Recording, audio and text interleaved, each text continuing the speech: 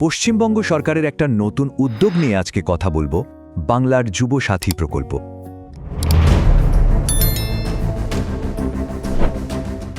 রাজ্যের বেকার তরুণ তরুণীদের জন্য এটা কিন্তু একটা বিরাট সুযোগ হতে পারে। তো চলুন আজকের এই আলোচনায় গভীরে গিয়ে দেখি এই প্রকল্পটা ঠিক কি, আর এটা কিভাবে রাজ্যের যুব সমাজের ভবিষ্যৎ গড়তে সাহায্য করতে পারে। এই প্রকল্পের সবচেয়ে বড় আকর্ষণটা কি? যোগ্য আবেদনকারীরা প্রতি মাসে সরাসরি নিজেদের ব্যাংক অ্যাকাউন্টে পেয়ে যাবেন 1500 টাকা। ভাবুন একবার, এই টাকাটা কিন্তু শুধু দৈনন্দিন প্রয়োজন মেটানোর জন্যই না, বরং আত্মনির্ভর হওয়ার পথেও একটা বড় সাপোর্ট হতে পারে। আচ্ছা, যে কোনো সরকারি প্রকল্পের ক্ষেত্রেই কিন্তু টাইমলাইনটা খুব জরুরি, তাই না? মানে কবে কি হচ্ছে সেটা জানাটা দরকার। তো চলুন আর দেরি না করে এই প্রকল্পের সবচেয়ে গুরুত্বপূর্ণ তারিখগুলো একবার চোখ বুলিয়ে নেওয়া যাক। দেখুন, এই স্কিমটা ঘোষণা করা হয়েছে 5ই ফেব্রুয়ারি 2026-এ, আর তার ঠিক পরপরই মানে 15ই ফেব্রুয়ারি থেকেই কিন্তু অ্যাপ্লিকেশন নেওয়া শুরু হয়ে যাচ্ছে। আর ফাইনালি প্রকল্পটা অফিসিয়ালি লঞ্চ হবে 1 এপ্রিল 2026 থেকে। তার মানে যারা আবেদন করার কথা ভাবছেন তাদের জন্য প্রস্তুতি নেওয়ার একদম সঠিক সময় কিন্তু এটাই। বেশ, তারিখগুলো তো জানা গেল। এবার তাহলে একটু ভেতরের কথায় আসা যাক। মানে এই প্রকল্পের আসল উদ্দেশ্যটা কি, কেন এটা রাজ্যের তরুণ প্রজন্মের জন্য এতটা গুরুত্বপূর্ণ হয়ে উঠতে পারে? খুব সহজ করে যদি বলি, এটা পশ্চিমবঙ্গ সরকারের একটা ইনিশিয়েটিভ। এর মূল লক্ষ্য হল রাজ্যের বেকার যুবক যুবতীদের পাশে দাঁড়ানো, তাদের স্বাবলম্বী করে তোলা।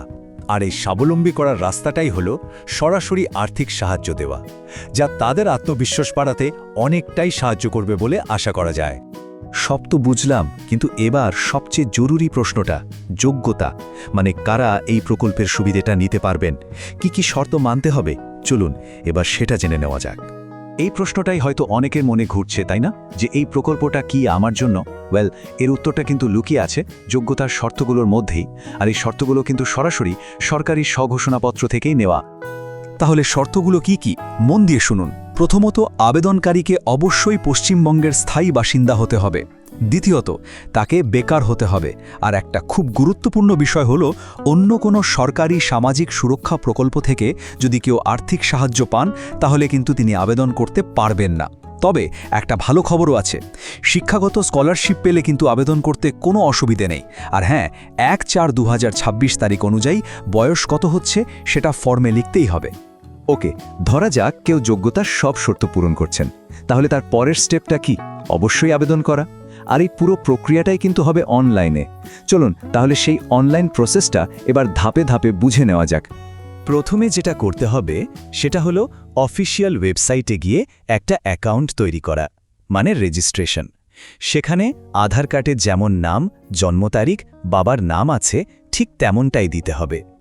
এরপর মোবাইল নম্বর, ইমেল এই সব তথ্য দিয়ে ফর্মটা ফিল আপ করতে হবে। মোবাইলে একটা ওটিপি আসবে, সেটা দিয়ে নম্বরটা ভেরিফাই করে নিতে হবে। ব্যাস, রেজিস্ট্রেশন সফল হলেই একটা ইউনিক ইউজার নেম তৈরি হয়ে যাবে। ওটা কিন্তু খুব যত্ন করে কোথাও লিখে রাখতে হবে। ইউজার নেম পেয়ে যাওয়ার পর সেটা আর পাসওয়ার্ড দিয়ে লগ করতে হবে। লগ করলেই অ্যাপ্লাই ফর যুব সাথী বলে একটা অপশন দেখতে পাওয়া যাবে, ওটাতে ক্লিক করতে হবে। এরপর একে একে নিজের ঠিকানা, পড়াশোনার যোগ্যতা আর সবশেষে ব্যাংকের ডিটেলস এই সব তথ্যগুলো ভরতে হবে। সবশেষে ফাইনাল সাবমিট করার আগে কিন্তু একবার ভালো করে সবটা মিলিয়ে দেখে নেওয়াটা খুব খুব জরুরি। এখানে একটা ছোট্ট কিন্তু খুব কাজের টিপস দিয়ে রাখি। ধরুন কেউ পাসওয়ার্ড বা ইউজার আইডি ভুলে গেলেন, তাহলে একদম চিন্তা করার কিছু নেই। লগ ইন পেজেই আই ফরগট মাই পাসওয়ার্ড বলে একটা লিঙ্ক থাকে, সেখানে ক্লিক করে নিজের রেজিস্টার করা মোবাইল নম্বরের সাহায্যে খুব সহজেই সব ডিটেলস ফিরে পাওয়া সম্ভব।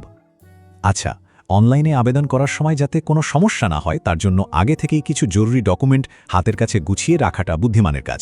তো কি কি ডকুমেন্ট লাগবে? চলুন এবার সেই লিস্টটা দেখে নেই। তো লিস্টটা হলো এই রকম: মাধ্যমিকের অ্যাডমিট কার্ড, মাধ্যমিকের মার্কশিট, আধার কার্ড, ভোটার কার্ড আর ব্যাংকের পাসবই বা চেকের একটা কপি। আর হ্যাঁ, যারা এসসি, এসটি বা ওবিসি ক্যাটাগরির তাদের জন্য কাস্ট সার্টিফিকেটও লাগবে। আর সবচেয়ে গুরুত্বপূর্ণ ব্যাপার হলো, এই সব ডকুমেন্টের কিন্তু সেলফ অ্যাটেস্টেড কপি জমা দিতে হবে। মানে প্রত্যেকটা জেরক্স কপির ওপর আবেদনকারীকে নিজের সই করতে হবে। তো এতক্ষণ ধরে আমরা অনেক কিছু জানলাম। চলুন এবার পুরো বিষয়টাকে এক জায়গায় এনে সবচেয়ে জরুরি পয়েন্টগুলো আর একবার ঝালিয়ে নেওয়া যাক, আর এরপরে কি করতে হবে সেটাও দেখে নেই। তাহলে যে কথাগুলো একদম ভুলে গেলে চলবে না সেগুলো হলো, 1. প্রতি মাসে 1500 টাকা করে সাহায্য। 2. আবেদন শুরু হচ্ছে 15ই ফেব্রুয়ারি 2026 থেকে। 3. পুরো প্রসেসটা কিন্তু অনলাইন, রেজিস্ট্রেশন আর আবেদন জমা দেওয়া দুটোই করতে হবে। আর হ্যাঁ, সব ডকুমেন্ট সেলফ অ্যাটেস্টেড হতে হবে। আর সবশেষে নিজের ব্যাংক অ্যাকাউন্টটা আধারের সাথে লিঙ্ক করা আছে কিনা সেটা অবশ্যই ডবল চেক করে নিতে হবে। তো বলাই বাহুল্য, এই প্রকল্পটা রাজ্যের যুব সমাজের জন্য স্বাবলম্বী হওয়ার পথে একটা বড় সুযোগ এনে দিয়েছে। আশা করি আজকের এই আলোচনা থেকে প্রয়োজনীয় সমস্ত তথ্য পাওয়া গেছে, যা আগ্রহী আবেদনকারীদের এই সুযোগটা ভালোভাবে কাজে লাগাতে সাহায্য করবে।